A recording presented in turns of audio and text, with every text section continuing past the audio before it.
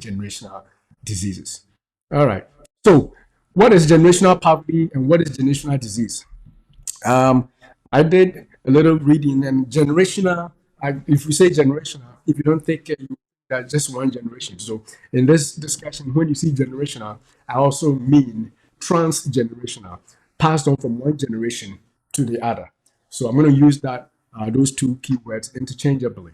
So if I say generational, it also means transgenerational. So from one generation to the next. So maybe my generation, so the people born in my generation, and then transferring that, if it is poverty, transferring to the people after me. God forbid though, that I transfer poverty, right?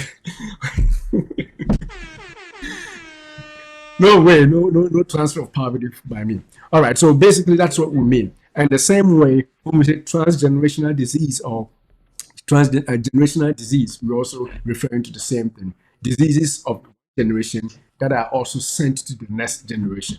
And again, I hope you don't do that. But this is why we are going to do this discussion so that if you have anything, you can put a stop to it before it is too late. All right. Now, so let's move on.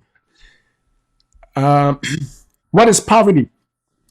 When we say generational, transgenerational poverty, what does poverty itself mean? And poverty is the state of being extremely poor. So you could be poor, but you are not in poverty yet. But once you hit poverty, it means that you're poor, being that poor situation you are is now extreme.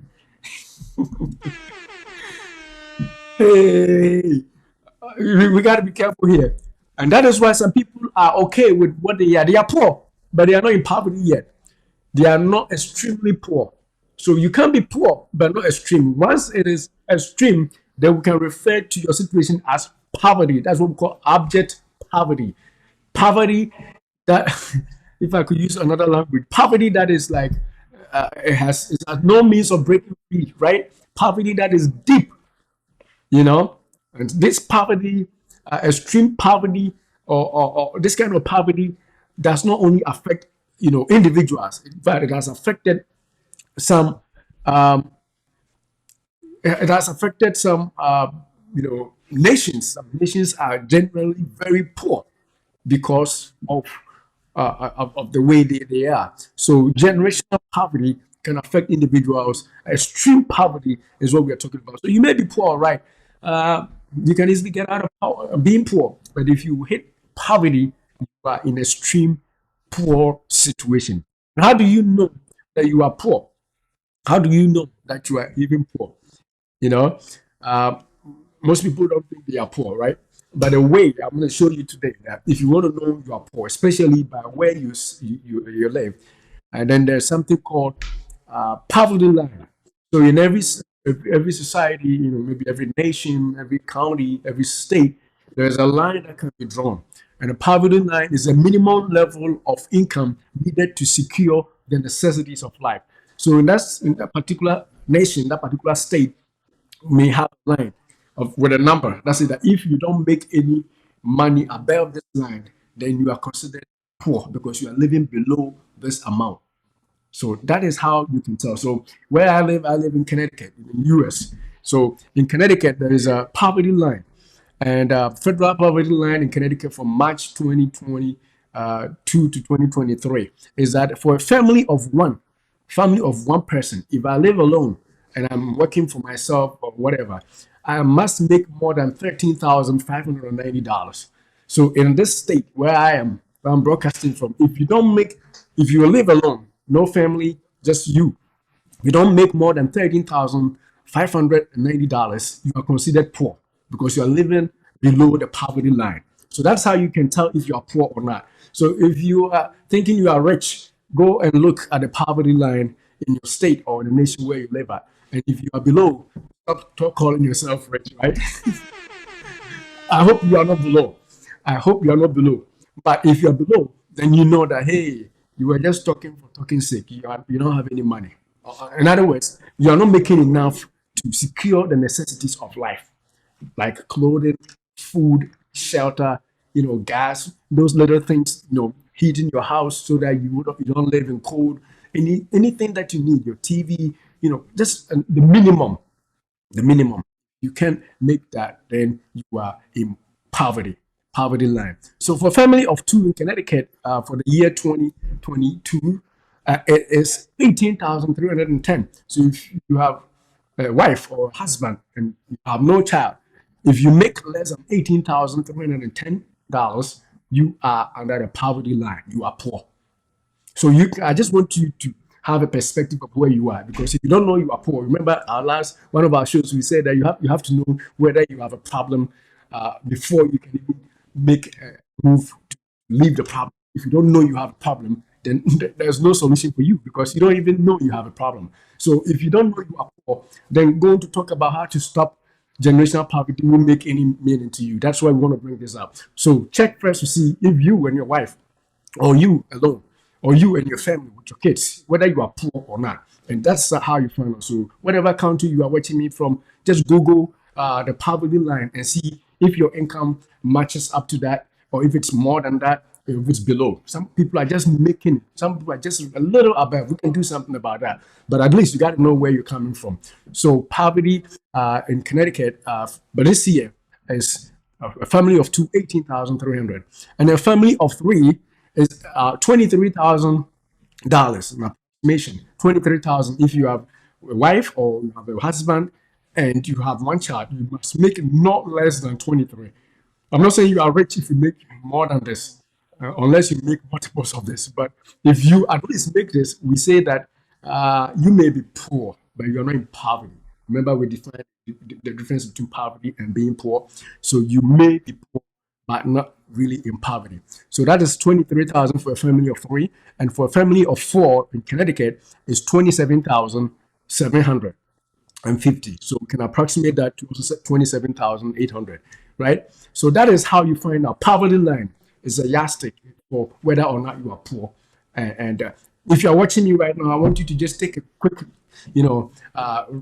number check on Google wherever you live. Check poverty line in, say, the state of Alabama, poverty line in, say, Ghana, poverty line in India, wherever you're from, just see and then ask yourself if what you're making is up to that number. If not, then you are poor. You are living in abject poverty. And so this talk is very important for you to stick to watching the episodes that we're going to have over a period of weeks, because we want to make sure that we lift people out of poverty, generational poverty, and generational. All right, so that is that for what poverty is, poverty line is. Now, what is generational poverty? Poverty that is extending beyond one generation. Simple as that. If your mom and dad were living under the poverty line, and their generation, that's how they all were, and you are in a new generation. You are the children of your mother. If your poverty is resembling those, it means that you are in a generational poverty, transgenerational. That's from one generation to the next generation. And God forbid, if you also transfer it to your children, or if your children don't make enough, just like you are not, you're also sending that poverty to them. And so that is what we call transgenerational poverty. All right. So one generation onto the other. Now, let's come to the disease part, because our topic is how to stop generational poverty and disease, right? So, what is generational disease? Generational disease is basically a disease is a disorder that produces specific signs and symptoms. And in this regard, we can call it in the body. We're talking about health, right? So a disease is a disorder that produces specific signs and symptoms in the body. But I want to tell you a caveat here. You can have a disease of character. It may not just be your body. Some people they have diseases of character. In other words, they have a disorder in character, disorder in education, disorder in marriage. So diseases can take several forms. But in this discussion, we want to say that disease is a disorder in the body, something that produces signs. People can tell that something is wrong. It is not something that happened as a result of an accident or an injury. No, that one is not a disease. That one can also have its own meaning or its own implication on your life. But when we say, we mean something that happened naturally in your body and leading to a sign or disorder that anybody can look at you and tell. Or even if not you, at least you will know you're sick. All right. And in similar ways, if it's transgenerational, if it is passed on from one generation to the other, if you are sick with diabetes, as a parent or father or mother, you have diabetes, and you treat it yourself and all that, and you give birth to children who also have diabetes, and they are not able to break free from diabetes, it becomes transgenerational. Now, somebody will call it genetic, right? But whether it's genetic or not all diseases are genetic. So, in this regard, we will say that all diseases, whether genetic or not, can be transgenerational. Because if you have a disease, sort of the way you live your life at home, and your children, copy the same and also get sick along the same line, it's transgenerational disease, but it may not have anything to do with your genes. All right, so all inclusive in this regard here.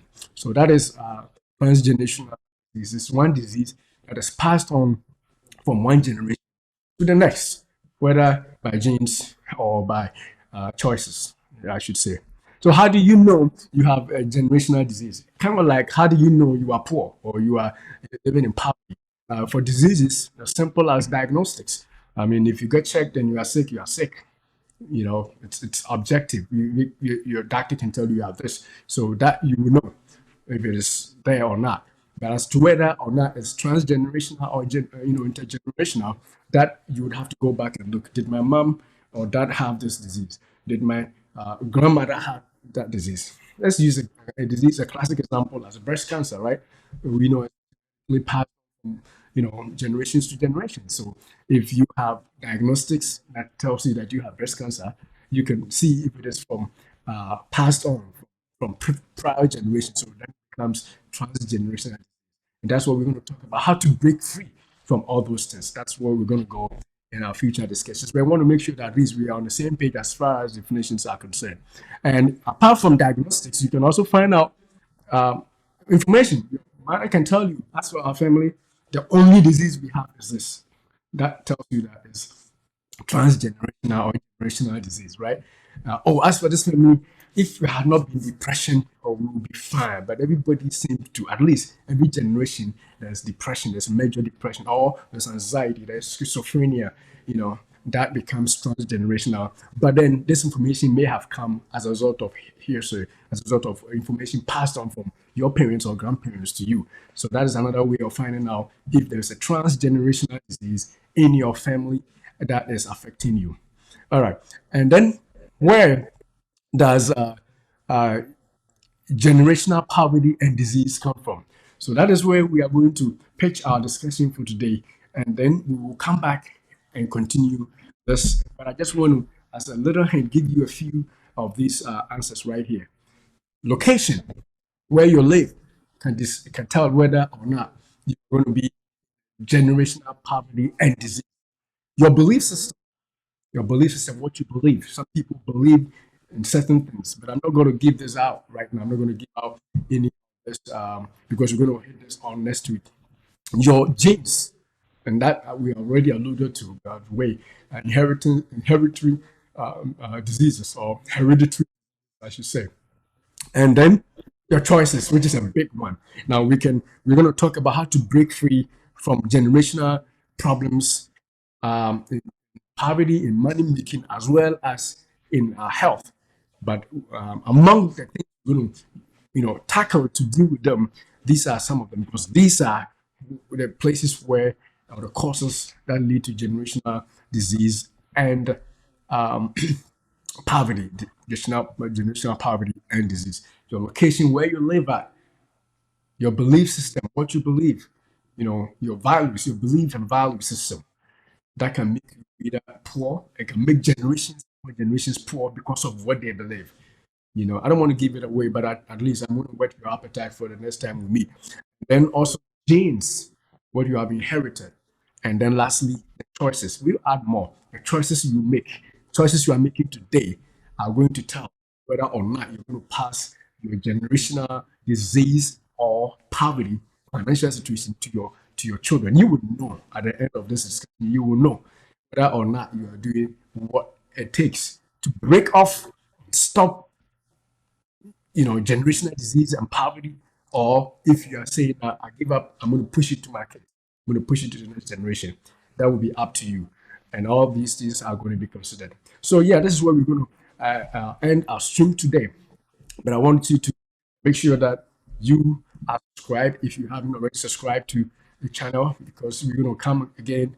And as I said, we're going to hit this multiple weeks just to make sure we delve deeper and ensure that we hit the subject very good, because many people are going to, are going to find out it takes not much, it doesn't take a lot to break free from uh, years and years of disease, something that has killed family members generations upon generations. You are going to learn how to break free. And then also, you are going to also learn how to make sure you make money and you become the last person. In fact, you are not going to be among the people who have abject poverty anymore. And if any national leader is going to be humble enough to watch us, especially from the developing countries, you can also learn how to lead your people away from generational poverty. In many countries in Africa, poverty has become a symbol of the nation's growth. Everybody thinks Africa is poor, but it's a generational thing that we can break off if we take the right steps. All right. So hit back at us, if it's the right way to say. Make sure you subscribe, basically, so that when we put an audience out there, you can find out, and then we can have time to talk about this.